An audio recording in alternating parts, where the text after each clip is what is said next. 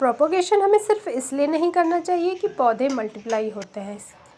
Multiply होने के साथ साथ क्या होता है, पौधे फिर हमारे पास हमेशा बने रहते हैं। अगर एक आधा पौधा ख़राब भी हो गया तो दूसरा पौधा हमारे पास हमेशा इस तरह बना रहेगा। तो आज मैं आपके साथ शेयर करूँगी दिसंबर जनवरी की एकदम ठिठुरती ठंड में भी कटिंग से लगने वाले 15+ परमानेंट पौधों के बारे में, और जो ज़रूरी टिप्स हैं जिनसे आपकी कटिंग्स एकदम 100% चले, उसके लिए आप इस वीडियो को लास्ट तक देखें। और अगर मेरे चैनल पे पहली बार आए हैं तो प्लीज़ सब्सक्राइब कीजिए, लाइक कीजिए और शेयर कीजिए। तो देखिए, ये है पॉइंसेटिया। पॉइंसेटिया को भी इस समय आप इजीली कटिंग से ग्रो कर सकते हैं। आप इसे दिसंबर, जनवरी, फरवरी, मार्च, इवन अप्रैल तक, फिर उधर जुलाई में, मई जून की गर्मी में इसको नहीं डिस्टर्ब करना चाहिए। और अप्रैल में भी स्टार्टिंग में 15 अप्रैल के बाद नहीं, आराम से इजीली कटिंग से ग्रो हो जाएगा। टिप्स मैं शेयर करूँगी ही।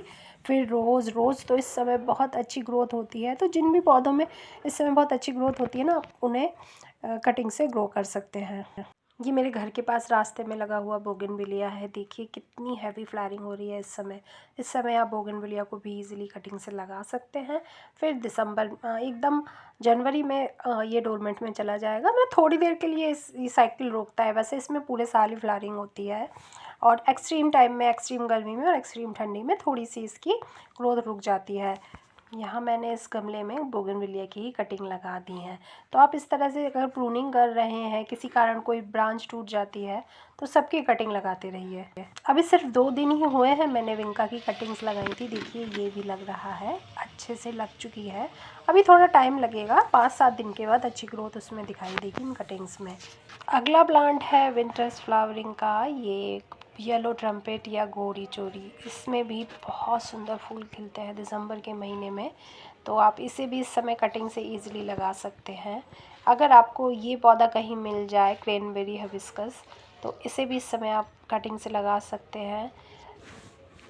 और इसके साथ साथ ये स्वीट पोटैटो वाइन, इसको आप कटिंग से इस समय लगा सकते हैं, ये कटिंग से भी लग जाती है।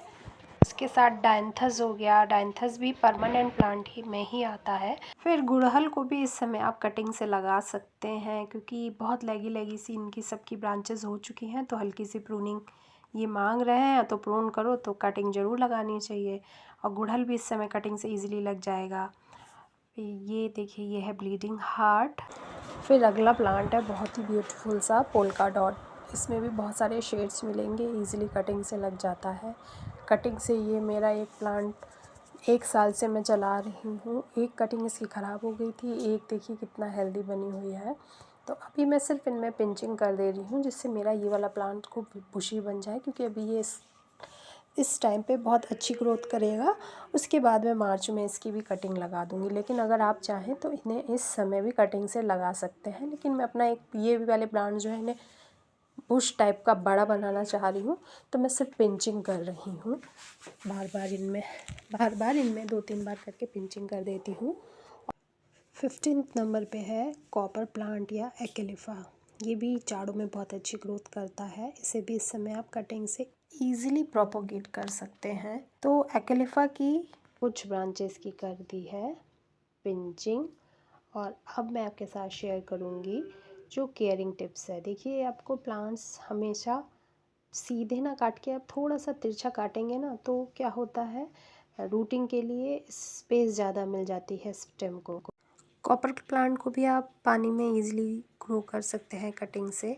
तो मैं एक तो इसकी कटिंग पानी में लगा दे रही हूँ, और दूसरी मैं लगाऊंगी सॉइल में, उसी गमले में जिसमें ये प्लांट लगा हुआ है। तो कटिंग वही है, थोड़ी सी सेमी हार्ड कटिंग ली है। एकदम सॉफ्ट कटिंग भी नहीं लेनी चाहिए, और बहुत ज़्यादा हार्ड कटिंग भी नहीं चलती है।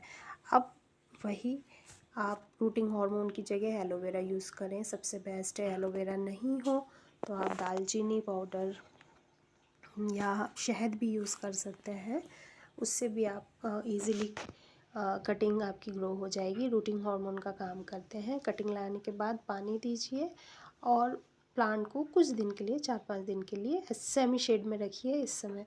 तो सही रहेगा कि धूप ज़्यादा तेज़ ना लगे। इसके साथ साथ आप इस समय ये रेड कलर के जो हेज प्लांट होते हैं, जैसे चाइनीज़ वायलेट है, उसी के साथ एक ग्रीन और ये ऑल्टरनेथरा, इसको भी आप अगर कहीं किसी गार्डन में जाएं, आपको मिल जाए तो इसे आप लगा सकते हैं, कटिंग से इजीली ग्रो कर सकते हैं।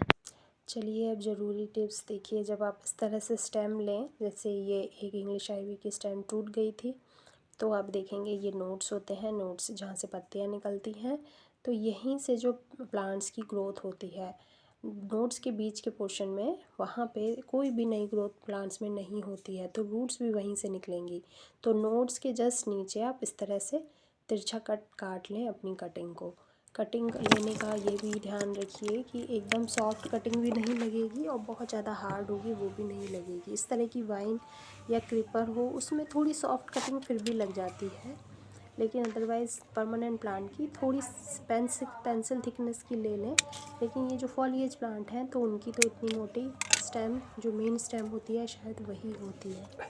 तो आप इस तरह की थोड़ी सी सेमी हार्ड कटिंग ले लें। कटिंग लेने के बाद एलोवेरा में डिप करके बस आप अपने वेल ड्रेन सॉइल में लगाएं। ऐसा सॉइल बनाएं जिनमें पानी खड़ा बिल्कुल ना हो। तो आप एक एक भाग गार्डन सॉइल और सैंड ले लें और फॉलिएज प्लांट के लिए आधा भाग ही सिर्फ कंपोस्ट मिलाएं। ज़्यादा कंपोस्ट की ज़रूरत नहीं होती है, या फिर सिर्फ सैंड और सॉइल के मिक्सचर में भी आपकी कटिंग अच्छे से लग सकती है।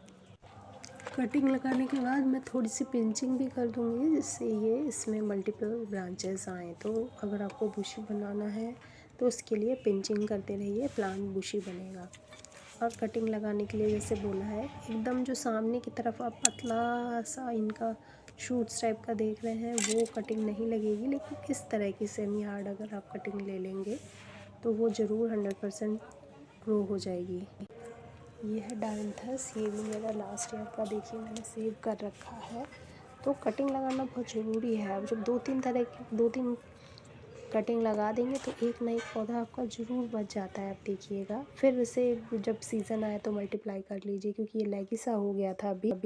तो मैंने इसकी हार्ड प्रूनिंग कर दी है। उसके साथ साथ थोड़ा फर्टिलाइज़र भी ऐड करूँगी, क्योंकि मैंने अभी तक इसे कोई भी फर्टिलाइज़र नहीं दिया है। सिर्फ नवंबर में सरसों की खली का फर्टिलाइज़र दिया था एक बार।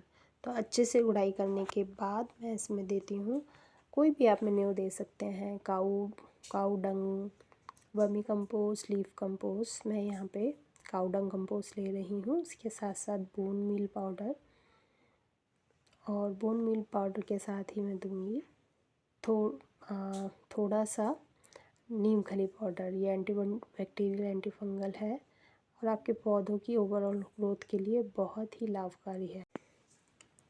अब सॉइल में मैं इस कंपोस्ट को अच्छी तरह से मिक्स कर दूंगी, और इससे देखिए जो टॉप सॉइल है वो सॉफ्ट भी हो गई, और उसमें ऊपर की तरफ मैं सारी ये जो अपनी डायंथस की कटिंग्स हैं वो लगा दूंगी। तो अब बस आप इसी तरह से थोड़ी सी केयर करके अपने पास पौधे हमेशा बचा के रख सकते हैं। ये देखिए इस तरह की, ये जो नोड्स वाला एरिया है ये सॉइल के अंदर जाएगा, जिसे एलोवेरा में डिप कर लेंगे। ऐसे ऐसे करके आप चाहें तो एक प्लांटर में डिफरेंट कलर के या एक कलर के ही बहुत सारी कटिंग लगा सकते हैं। जब भी कटिंग लें तो ये ध्यान रखें, कटिंग में अगर टिप पे फ्लावर्स वगैरह हो तो उन्हें रिमूव कर दें, कुछ एक्स्ट्रा लीव्स भी रिमूव कर दें, जिससे जो स्टेम है वो सारी एनर्जी रूट्स बनाने में लगाएगा। बस आप इस तरह से कटिंग लगाते रहें। कटिंग लगाने के बाद सेमी शेड में रखें, सुबह या शाम की थोड़ी धूप मिले, और मॉइस्चर को बना के रखें। आप देखेंगे बहुत जल्दी आपकी ये जितनी भी कटिंग आप लगा रहे हैं 100% सक्सेसफुली ग्रो हो जाएंगी। और एक और इम्पॉर्टेंट टिप्स, जब भी आप कटिंग्स इस तरह से लगाएं, तो अगर आप बड़े गमले में लगा रहे हैं तो वो तो क्या है, अगर किसी भी तरह से हिल गया गमला तो सॉइल इतनी जल्दी डिस्टर्ब नहीं होती है, लेकिन छोटे गमले में बहुत जल्दी सॉइल डिस्टर्ब हो जाती है। अगर आप पॉलीथीन वगैरह या छोटे गमले में लगाएं तो आप उन्हें ऐसी जगह रखें जहाँ वो जो आपके प्लांटर्स हैं वो हिले ना, तो आपकी कटिंग 100% सक्सेसफुली ग्रो होगी।